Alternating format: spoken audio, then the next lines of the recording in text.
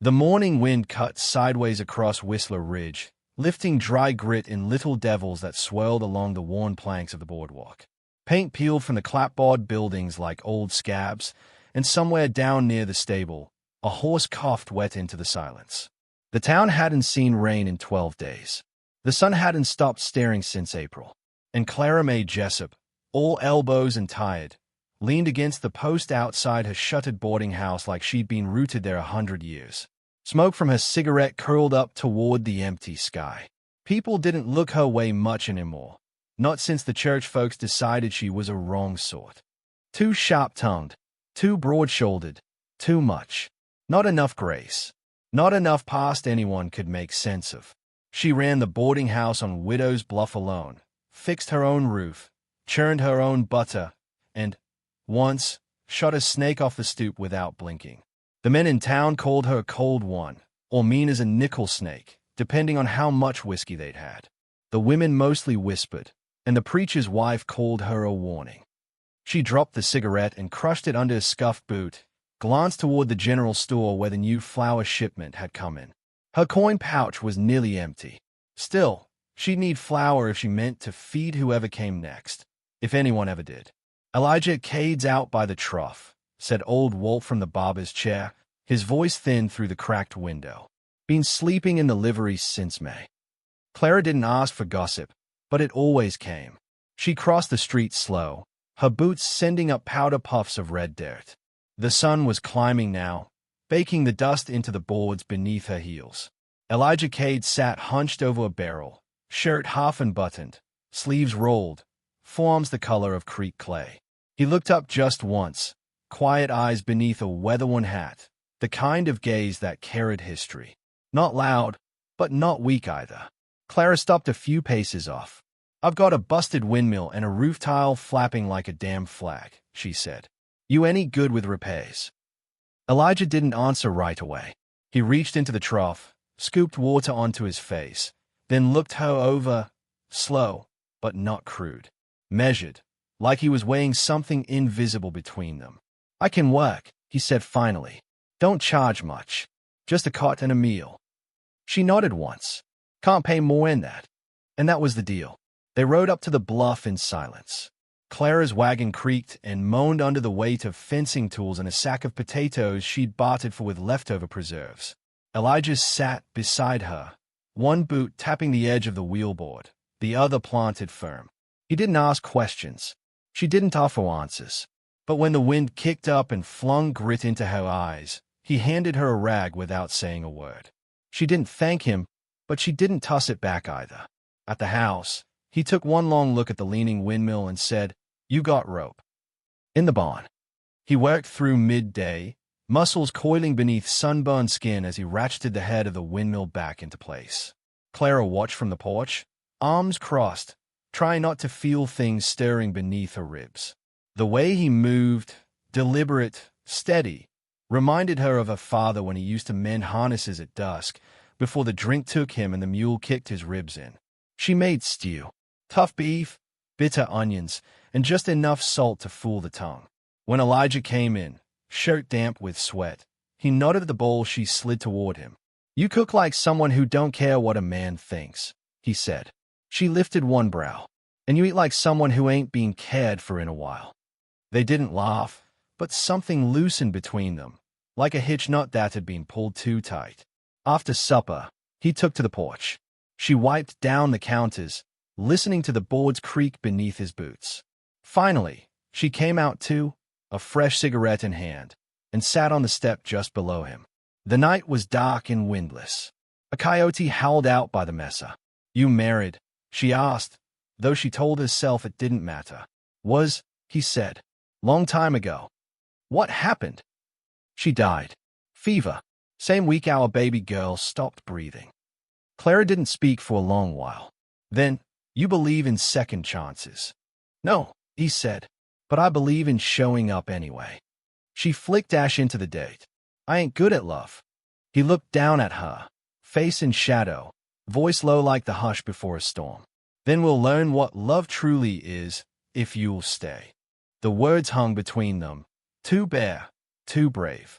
Her breath hitched. The wind picked up just then, rattling the boards, pulling at her shawl. "You don't know me," she whispered. "I know enough. You held a rifle straighter than the sheriff's deputy when that snake coiled on the stoop. That's not love. It's something." He leaned back, hat tipping down over his brow, and settled into the bench like he meant to stay. Inside, Clara climbed the narrow stairs alone. She passed the door to her old sewing room, the one she'd locked years ago and never opened since. Behind it lay a single quilt, unfinished. A cradle, a photograph of a baby girl she'd never named, born in pain and passed along to a wet nurse without a kiss. She pressed her palm to the door, felt the ache pulse there, like something buried too shallow. Downstairs, a floorboard creaked. Not like someone leaving, but like someone shifting his weight to get more comfortable. She stood there, hand flat against wood, heart thudding like a hammer in her throat. The air felt thick. Her own bones betrayed her, aching for a thing she wasn't sure she deserved. Then came the voice, low, steady, from below. "You don't have to say anything, Clara May. Just don't run." She didn't answer, but she didn't move, either. And for the first time in years, she didn't feel like something was slipping away. She felt it coming closer. Elijah Cade was up before the sun, sleeves already rolled, hands thick with the smell of oil and dust. Clara watched him from the window, coffee cooling in her hands, breath fogging the glass. He moved like a man who'd once tried to outrun something and had learned instead to live beside it. Measured, quiet. He didn't hum or talk to the tools. Just worked, tightening bolts, bracing beams, eyes narrowed against the wind. She stepped onto the porch, braid pulled tight, and handed him a tin cup of coffee. He nodded, sipped, then went right back to the windmill with that same calm, like the world would keep turning so long as he held it steady.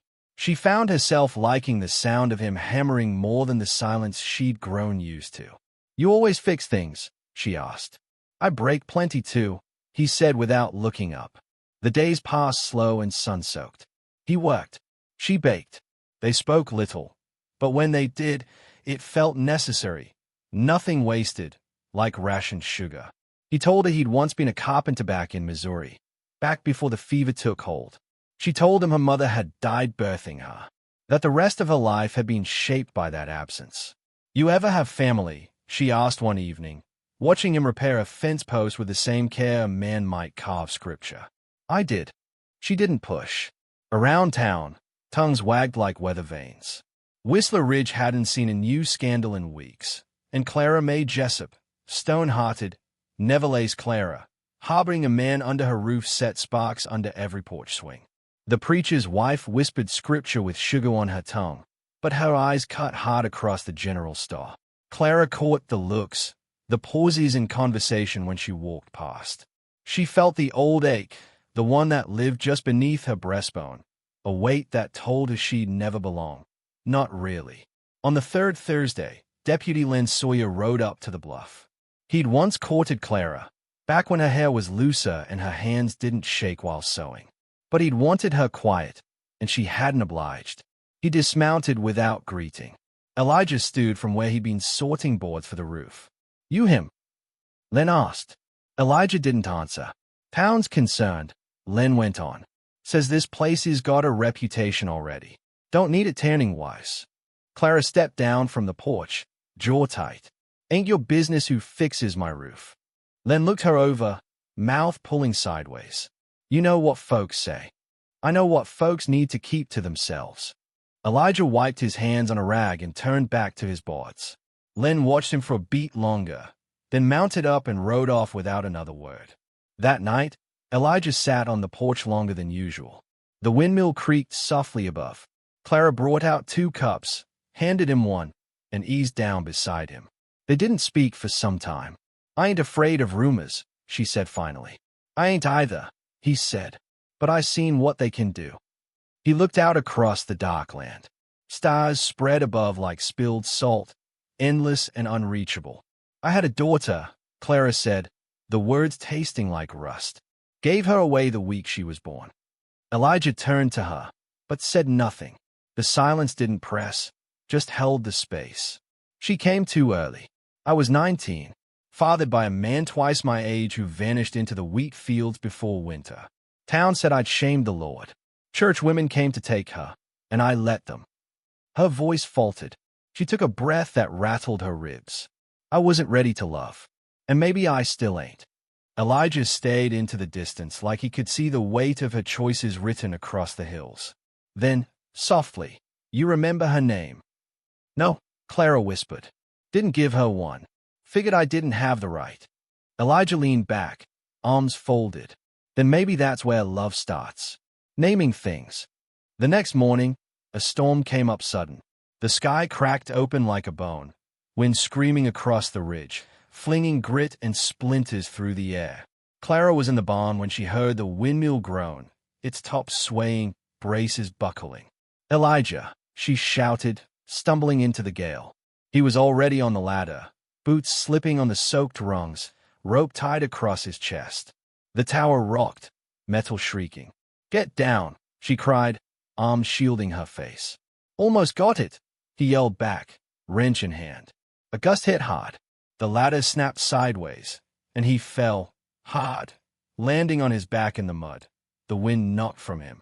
Clara rushed to his side, hands slick with rain and panic. Blood ran from his temple, mixing with date. His eyes blinked open slowly. "You damn fool," she whispered, cradling his head. "You think fixing a windmill proves something." "It ain't the windmill," he gasped. "It's knowing something still stands." She pressed her forehead to his, shaking. He smelled like cedar and sweat and rust. The rain pounded around them. For the first time in years, Clara May wept, not for what she'd lost, but for what had shown up anyway, for what dayed to stay. She helped him into the shelter beside the house, lit the lantern with shaking hands. He leaned against the wall, shivering, skin pale. "You should have left," she said, voice cracking. "I would have," he murmured, "if you'd asked me to." Outside, the storm bent trees and soaked earth. But inside, Clara's world had shifted. Something had cracked, not like glass, but like soil, ready to grow again. She sat beside him, blanket over both their shoulders, hand curled over his. "You remember what you said on the porch?" she asked. He looked at her, barely a nod. "If I stay, we'll learn." He managed a smile. "Then," she said, voice shaking but clear, "you better get well. We've got learning to do." The wind howled like a thing lost in its own rage, but they stayed still, close, breathing through it together, like two people who'd stopped running, if only for tonight. 3 days after the storm broke the windmill and bruised Elijah's ribs, Clara May Jessup hitched up her wagon alone. She didn't ask for help, didn't knock on any doors, just loaded boards and wire into the bed with the same methodical fury she'd once used to bury shame beneath chores. Elijah watched from the window, arm in a sling, face pale but alert. She moved like a woman chasing her own shadow. He opened the door just as she climbed onto the seat. Her jaw was tight, lips drawn, wind pulling strands from her braid. "You're not healed," she said before he could speak. "And you're not meant to do this alone," he replied. She didn't answer, only clicked her tongue and let the horse step forward. Elijah closed the door softly behind him. By noon, the sun had returned, bleached and merciless. Clara hammered braces back into the busted supports of the windmill while Elijah sorted the lumber pile, breath short but steady. The structure loomed above them, swaying just slightly in the breeze like it still remembered the storm. Clara hated how fragile it looked now. Once, it had seemed solid, like her. "You ever think about leaving?" Elijah asked, hands wrist-deep in bent nails and rusted hinges. "Used to," she said, "every time I pass that messer trail. But there's a certain kind of stubborn keeps you anchored in dry soil. You call it stubborn. I call it hope." She scoffed, but quietly. They worked through the heat, breaking only for water and a slice of the cornbread Clara had baked that morning, dense and scorched on one edge. She muttered apologies, but Elijah only ate and nodded, as if it were a meal from heaven. In the afternoon haze, a dust cloud rose at the edge of the horizon, too steady to be wind. Clara squinted against the light. "Riders," she said. Elijah stood beside her, brows knit. 2 wagons, slow but deliberate, crested the ridge like ghosts made solid. And from behind them, a rider broke off. A girl, maybe 16, hair loose and coat too big for her. She dismounted halfway up the bluff and approached on foot. Clara stepped forward, heart thudding with a sick rhythm of recognition. The girl had Clara's eyes. Same slope to the jaw. Same way of not blinking when facing judgment. "I'm looking for Clara Jessup," she said, voice steady but dry from the ride. Elijah touched Clara's elbow, but she didn't move. "I'm Clara." The girl nodded once. "Name's June." Clara's throat closed. I think you're my mother." The world went strangely silent. Even the windmill stilled. June didn't flinch. She had the quietness of someone used to disappointment. Clara opened her mouth, closed it. Her breath trembled. I didn't know if you'd come." June shrugged. "Didn't know if I would either. Mama that raised me passed 2 winters ago.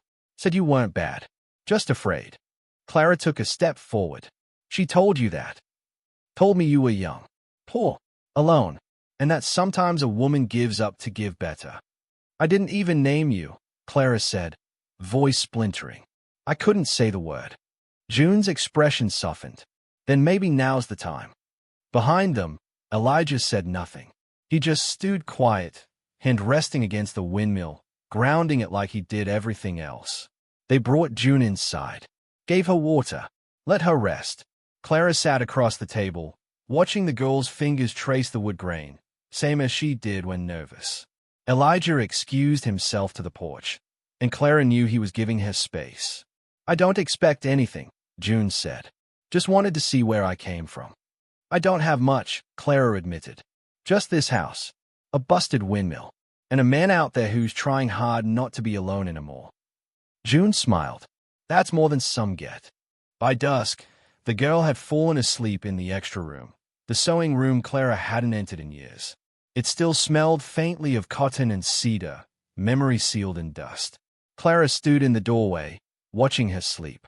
She didn't know how to ask for forgiveness, so she didn't. She just stood there, hand on the doorframe, heart aching in places she thought had gone dry. Elijah joined her in the hallway. His hand found hers, warm and sure. "She's yours, Clara. I don't know how to be her anything. Start by being here." Outside, the stars began to gather. Clara led Elijah to the porch, both of them settling into their usual seats like ritual. The windmill creaked softly, almost rhythmically now. "Folks'll talk," Clara said. "They always do. Used to be I couldn't stomach it. The looks, the whispers. And now I got a girl upstairs with my eyes. A man beside me who saw me fall and didn't walk away. A windmill standing taller than yesterday." Elijah turned toward her, his face half-shadow. "Still think you ain't good at love?" "I'm still learning," she said, the words coming slowly, honestly. He reached out, thumb brushing her knuckles. "Then we're still learning." The wind picked up slightly, warm and full of distant promises. From inside, the sound of June shifting in bed echoed faintly, soft as a lullaby. Clara looked out at the land, rough, red, unforgiving, and felt something shift in her chest. Not all the way healed. Not perfect, but changing. "Funny thing," she said, voice low, "a windmill only works if it turns. Always facing the wind, never the same." "And still," Elijah said, "it stands." She nodded slowly. "So do we." And there, beneath a night sky stitched with stars and silence, Clara May Jessup, the woman the town called cold and cursed, sat beside the man who had stayed, listening to the rhythm of her own heart begin to mend. Not loud, not easy, but true.